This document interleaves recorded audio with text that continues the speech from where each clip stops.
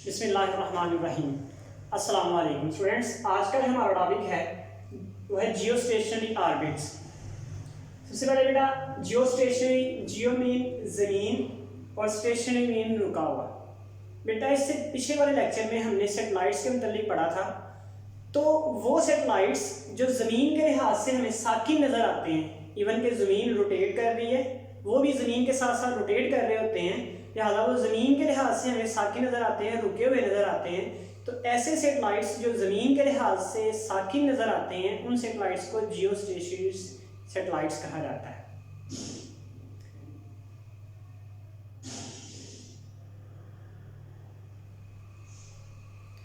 बिस्मिल्लाहिर्रहमानिर्रहीम। अस्सलाम वालेकुम स्टूडेंट्स। आज का जो हमारा टॉपिक है वो है जियो स्टेशनरी ऑर्बिट्स।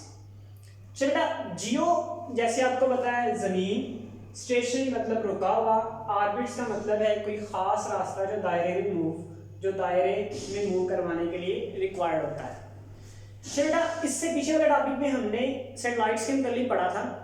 तो सेटेलाइट्स की बेटा वो किस्म जो ज़मीन के लिहाज से हमें साकी नज़र आती है, मीन ज़मीन रोटेट कर रही है, ज़मीन की रोटेशन एक अपनी रोटेशन जो है, एक अपना रेवोल्यूशन जो है मुकम्मल वो 24 हार्ट्ज में होता है। लिहाजा वो सेटेलाइट्स जो अपना एक रेवोल्यूशन, अपना एक चक्कर 24 हार्ट में कंप्लीट करते हैं, ज़मीन के साथ साथ मूव करते हैं, तो हमें ज़मीन के लिहाज से रुके हुए नज़र आते हैं। और ऐसे सेटेलाइट्स को हम कहते हैं जियो stationery satellites.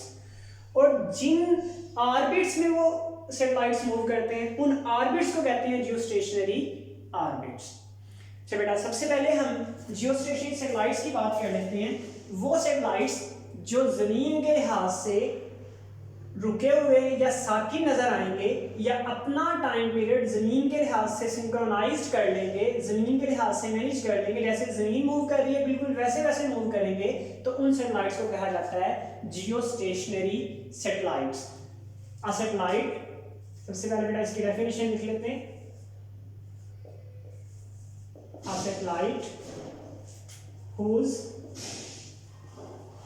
orbital motion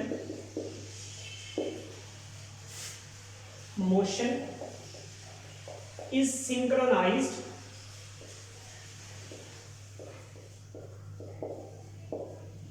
with the motion of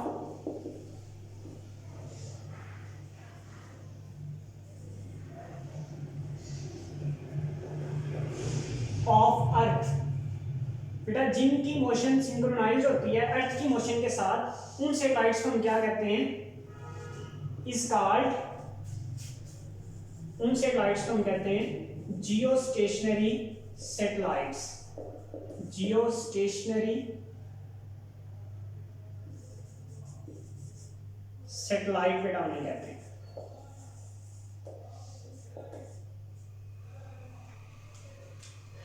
अच्छा बेटा, और जिन ऑर्बिट्स में वो मूव करते हैं, उन ऑर्बिट्स को क्या कहते हैं, जियो stationery orbits. And the orbits in which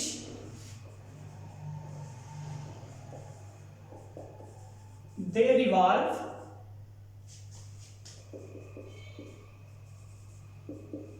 is called geostationary orbits। ठीक है। अच्छा बेटा इससे पीछे वाले टॉपिक में हमने ऑर्बिटल वेलोसिटी के मुताबिक पढ़ा था। मतलब वो वेलोसिटी जो किसी सेटेलाइट्स को किसी ऑर्बिट में मूव करवाती रहती है, ना ज़मीन से दूर ले जाती है, ना ज़मीन के करीब लेके आती है, बल्कि एक मखसूस ऑर्बिट में, एक सर्टेन ऑर्बिट में मूव करवाती है, उस वेलोसिटी को हम कहते हैं orbital velocity.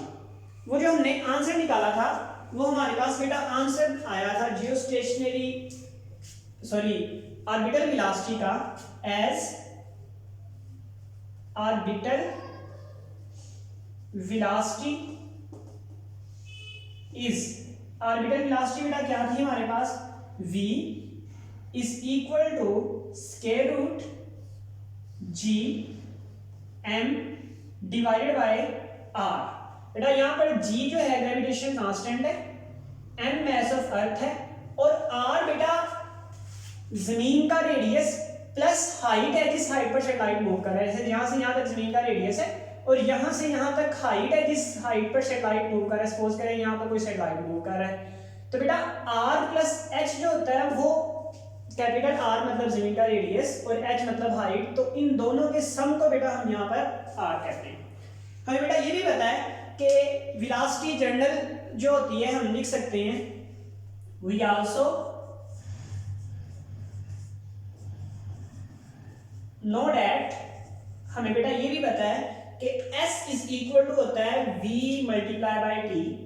s is equal to हमारे पास होता है v मल्टीप्लाई बाय t। यहां से बेटा वेलोसिटी की वैल्यू निकालें तो v हमारे पास आ जाता है s डिवाइडेड बाय t आ जाता है। तो बेटा इसे हम इक्वेशन 1 कह देते हैं। अब बेटा फॉर वन रेवोल्यूशन, एक रेवोल्यूशन के लिए, एक रेवोल्यूशन को मुकम्मल करने के लिए कोई सैटेलाइट जो दायरे में मूव कर रहा है वो कितना डिस्टेंस ट्रेवल करता है, तो हमने बेटा लिखा था for one revolution, for one revolution बेटा एक रेवोल्यूशन के लिए। वैसे जनरल तो हमें पता है s इज इक्वल टू होता है r थीटा के, तो एक रेवोल्यूशन के लिए बेटा वन रेवोल्यूशन के लिए थीटा कितना हो जाता है, वन रेवोल्यूशन के थीटा हो जाता है 2 पाई। तो बेटा हम यहाँ पुट करते हैं 2 पाई, तो s इज इक्वल टू हमारे पास आ जाता है r मल्टीप्लाई बाय 2 पाई। तो बेटा कितना बन जाता है 2 पाई एंड r, तो r बेटा कितना बन जाता है 2 पाई। और हमें बेटा ये पता है कि t जो होता है वो किसको अप्रोच कर जाता है, t अप्रोच कर जाता है कैपिटल T मतलब टाइम पीरियड, और s इज इक्वल टू रहता है 2 पाई मल्टीप्लाई बाय r। तो हम बेटा यहां पर पुट करते हैं तो हमारे पास इक्वेशन बन जाएगी v is equal to s की जगह बेटा लिखेंगे 2 pi r divided by t की जगह बेटा आ जाएगा कैपिटल T। इसे नाम दे दें इक्वेशन 2 का, इक्वेशन 2। बेटा कंपेयर कर लें 1 एंड 2 को, कंपेयर 1 एंड 2, 1 और 2 को बेटा कंपेयर कर दें। इस ये भी v के इक्वल है, ये भी v, सॉरी ये भी v के इक्वल है, ये भी v के इक्वल है, तो इन दोनों को एक दूसरे के इक्वल रख सकते हैं। लिहाजा बेटा हम यहाँ पर लिख सकते हैं 2 pi r is over capital T is equal to हमारे पास बेटा आ जाएगा square root g m over r। बेटा हमने सैटेलाइट्स का रेडियस फाइंड करना है, तो रेडियस बेटा यहाँ पर कौन सा है, ये रेडियस है। तो बेटा यहाँ पर स्क्वायर रूट को खत्म करने के लिए हमें क्या करना पड़ेगा, स्केल लेना पड़ेगा। तो टेकिंग स्केल बोथ साइड पर लिख लेते हैं, taking scale on both sides, दोनों साइडों पर बेटा स्क्वायर ले लेते हैं। हमारे पास बन जाएगा 2 pi r divided by t whole square is equal to square root g m over r whole square. तो बेटा इसका भी स्क्वायर ले लिया हमने और दूसरी वैल्यू का भी स्क्वायर ले लिया। तो हमारे पास बेटा ये स्क्वायर रूट और स्क्वायर कैंसिल हो जाएगा। यहां पे बेटा हमारे पास आ जाएगा 2 पाई का स्क्वायर r का स्क्वायर अल्हम्दुलिल्लाह डिवाइडेड बाय t का स्क्वायर। यहां बेटा हमारे पास आ जाएगा 2 पाई स्क्वायर, बल्कि हम इसको लिख सकते हैं, यहां बेटा हमारे पास आ जाएगा 4 पाई स्क्वायर r स्क्वायर और t का स्क्वायर, और दूसरी साइड बेटा हमारे पास इक्वल रह जाएगी g m divided by r। अच्छा तो बेटा अब नेक्स्ट हम क्या करते हैं, r की वैल्यू कैलकुलेट करनी है। r तो एक तरफ कर लेते हैं, बाकी वैल्यूज को दूसरी तरफ कर लेते हैं। तो r स्क्वायर, ये r इधर बेटा डिवाइड हो इधर आके मल्टीप्लाई हो जाएगा, और दूसरी साइड में हमारे पास बेटा रह जाएगा g m, t उधर जाके मल्टीप्लाई होगा t स्क्वायर, और बेटा 4 पाई स्क्वायर इधर आगे डिवाइड हो जाएगा, 4 पाई स्क्वायर इधर आगे डिवाइड हो, तो हमारे पास बेटा आ जाएगा R cube is equal to G M T square over 4 pi R square.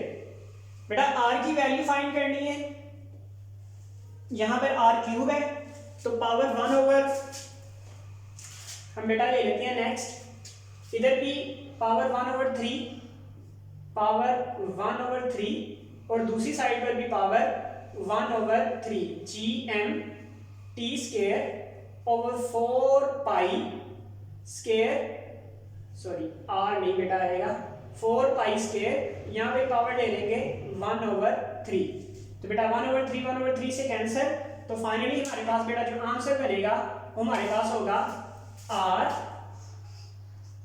Is equal to G M T square over 4 pi square whole power 1/3। बेटा ये हमारे पास फाइनल आंसर होगा जियोस्टेशनरी ऑर्बिट का।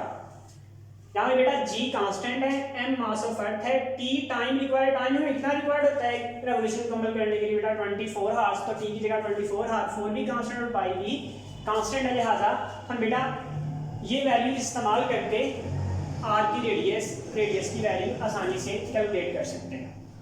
बेटा नॉर्मली चूंकि सैटेलाइट्स जो होती हैं वो ज़मीन के साथ साथ मूव कर रहे होते हैं, वो ज़मीन का कुछ पोर्शन सिर्फ कवर कर पाते हैं, कंप्लीट कवर नहीं कर पाते। फॉर एग्जाम्पल यहाँ पर एक सैटेलाइट है तो वो ज़मीन का कुछ हिस्सा ही कवर कर पाएगा, बाकी इधर वाला हिस्सा कवर नहीं कर पाएगा। अगर हमें पूरी ज़मीन को कवर करना है जियोस्टेशनरी ऑर्बिट्स के साथ या जियोस्टेशनरी सैटेलाइट्स के साथ, तो बेटा हमें एटलीस्ट कम से कम 3 सैटेलाइट्स रिक्वायर्ड होते हैं। 3 सैटेलाइट्स हम बेटा इतने एंगल पर लगाते हैं कि हर एक सैटेलाइट दूसरे के साथ जो एंगल बनाता है वो अप्रॉक्सीमेटली 120 का बनता है, तो तीनों सैटेलाइट्स मिलकर पूरी अर्थ को बेटा कवर कर लेते हैं। जैसे अगर हम यहाँ पे बात करें तो ये जो एंगल होगा ये भी कितना होगा 120, और ये जो एंगल होगा ये भी कितना होगा 120, और ये जो एंगल होगा ये भी कितना होगा 120। तो 3 सैटेलाइट्स बेटा मिनिमम रिक्वायर्ड होते हैं पूरी अर्थ को कवर करने के लिए।